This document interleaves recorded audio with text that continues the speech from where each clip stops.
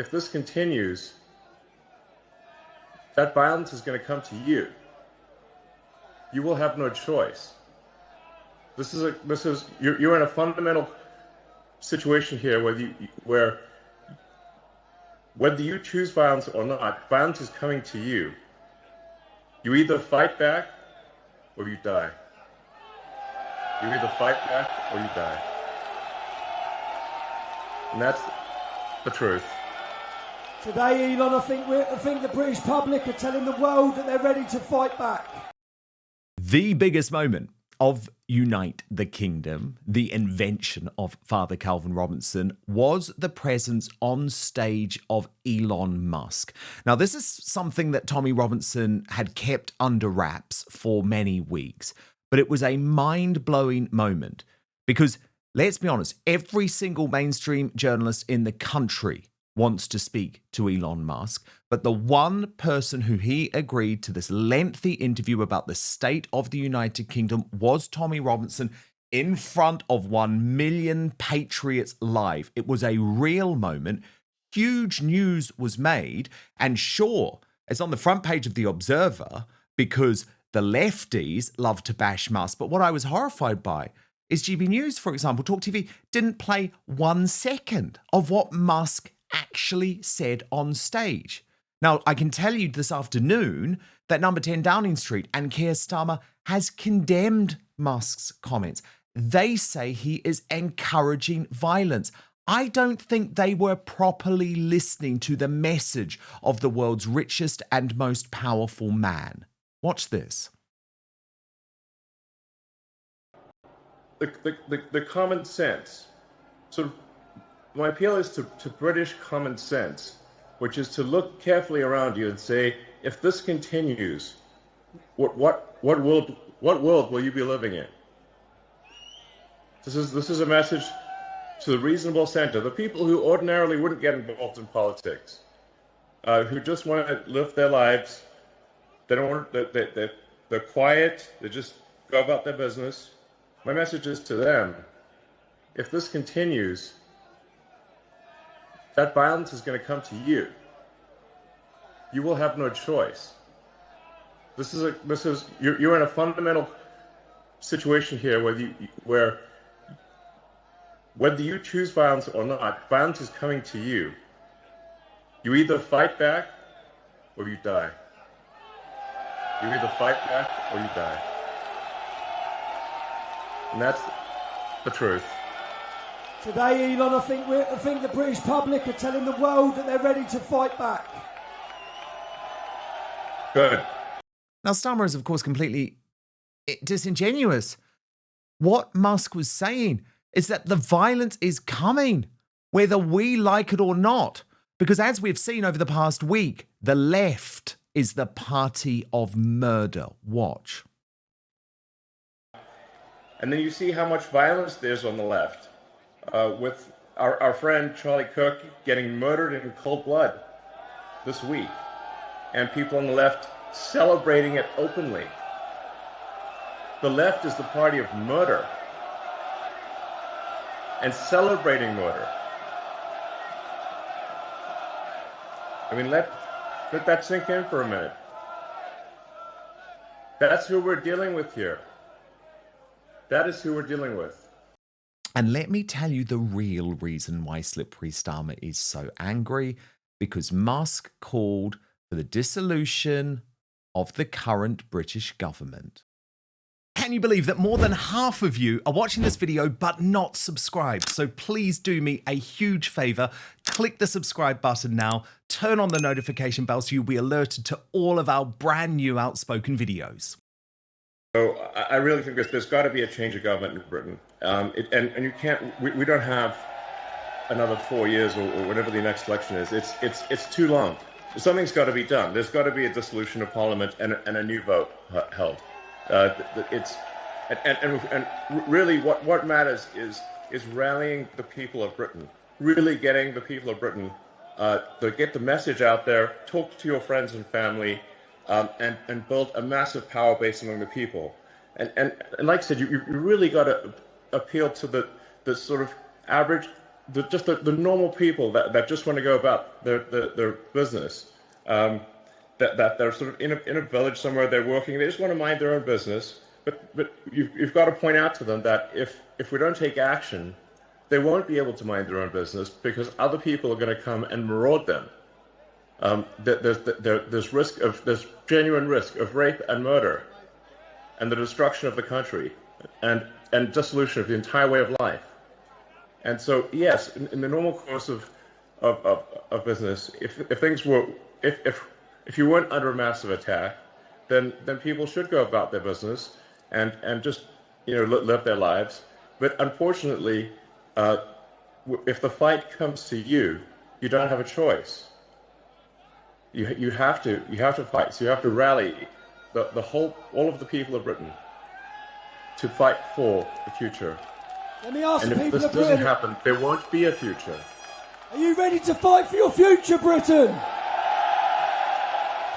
Fight for your future. Do it. Go. Will we be gagged any longer, Britain? Go. But you know what I mean, Tommy. You know what I mean. I mean, I talk to my friends in Britain, and they're like, yes, they live in a village here or there, or a town or city here or there, and they're like, well, it doesn't seem like it's really that much of a problem. I'm like, well, if you want to know what's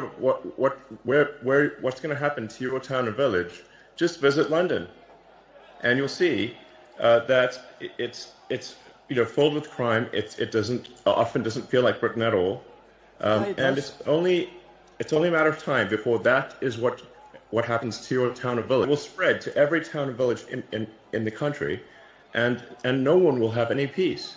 So those words are so important, so inspiring to listen to. Musk is one of the only people who is completely fearless because of his position.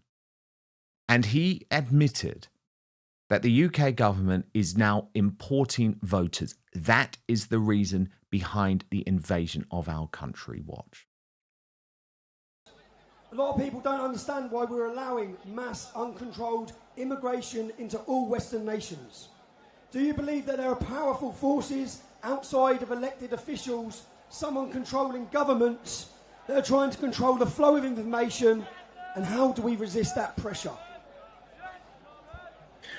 I think when you look at the behavior of organizations or people, you have to say, what is the incentive for these organizations? And frankly, there's a massive incentive on the left to import voters. So if they can't convince their nation to vote for them, they're going to import people from other nations to vote for them. This is a massive factor. And frankly, it's a strategy that will succeed if it is not stopped. Thus far, it is succeeding.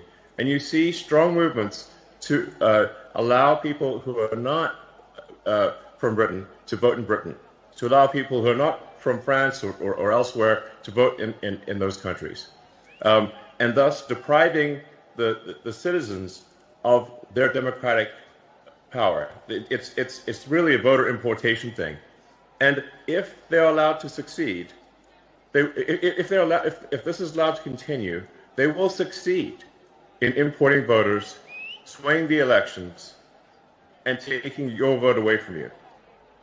That is 100% what is happening. Do you know what's great? The BBC and the mass media cannot control this, can they? No, they cannot. And Musk did have a little final word about the British Bashing Corporation. I love it. I mean, the BBC is complicit in the destruction of Britain. And we pay for it, Elon. We pay for it. Yes. We're forced to pay for it. Do you know they send us to jail if we don't pay for it? You're forced to pay for your own destruction. It's insane. It's unfair. It is wrong.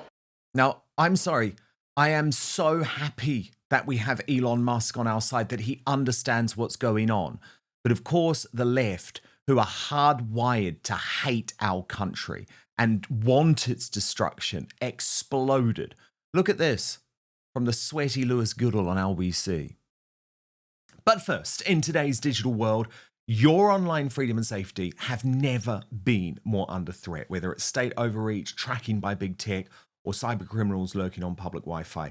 Indeed, In the UK, just this week, we've now seen many popular sites and important content, even my news reporting here on Outspoken, even important speeches in the House of Commons censored entirely because of the government's so-called new Online Safety Act. You will have heard, I'm sure, in this discussion, lots of people saying you need to get a VPN to protect yourself and still access all your favorite content. Well, guess what? I have the perfect solution. It's Surfshark, by far the world's best VPN that protects your identity and secures your data. But the great thing is Surfshark is actually so much more than a VPN, and you can go to surfshark.com/outspoken for an extra 4 months of Surfshark to secure your data, protect your freedom, and support Outspoken at the same time. Now look at this. Surfshark's Clean Web feature blocks ads, trackers, malware, and phishing links so you can browse safely without being spied on. And it makes the experience so much easier and more pleasant too. Need to access certain apps or websites without VPN interference, like your banking app, for example? Well, Surfshark's bypasser feature handles that with ease. And if your VPN connection ever drops, Surfshark's kill switch immediately disconnects your device from the internet, keeping your data safe at all times. Plus, with dynamic multi-hop, you can route your connection through 2 different countries at once, doubling your encryption and making tracking nearly impossible. This also means you can freely switch beyond your favorite country lock shows with the click of a button. So you can be watching effectively your favorite TV shows or sport from anywhere in the world, wherever you are. There are other benefits of Surfshark too. You can use it on unlimited devices, meaning your entire household can stay safe with just 1 subscription. And with over 3,200 servers in over 100 countries, there is a world of choice at your fingertips. And I know for lots of you, this will be your first time using a VPN, but the great news is that Surfshark offers you 24/7 customer service. So go to surfshark.com/outspoken for an extra 4 months of Surfshark. And what's more, this is really important. Surfshark is so confident it's the best VPN in the world. Trust me, it is. I use it every single day, that you can give it a try for a full 30 days. And if you're not entirely satisfied, you will get your money back. So go to surfshark.com/outspoken or use the code Outspoken at checkout to get 4 extra months of Surfshark VPN. But now, back to the show. Elon Musk said to this crowd that violence is coming and you either fight back or die. This isn't just some skinhead who they've imported from somewhere in the country. This isn't just some thug who's been knocking around far-right politics in this country for the last 20 years, whinging into the middle distance. This is Elon Musk, the world's richest or second richest man, who has control of possibly the most important political website and distributor of political information anywhere in the world. Turning up at a far-right rally, basically, I would argue, you could very credibly say, inciting violence in this country. Saying that people in this country have to fight back against whom? Where? With what? Or you die.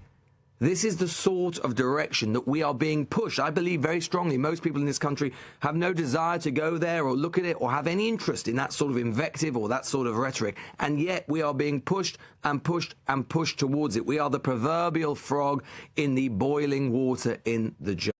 And Ed Davey, the leader of the Lib Dems, has even written to Keir Starmer, Kemi Badenoch and Nigel Farage, urging them to join me in condemning what he describes as Elon Musk's dangerous remarks inciting violence. He says, as leaders, we must stand together and make clear Musk will face serious consequences for these actions. So he literally wants to put Elon Musk in jail for telling the damn truth about our country.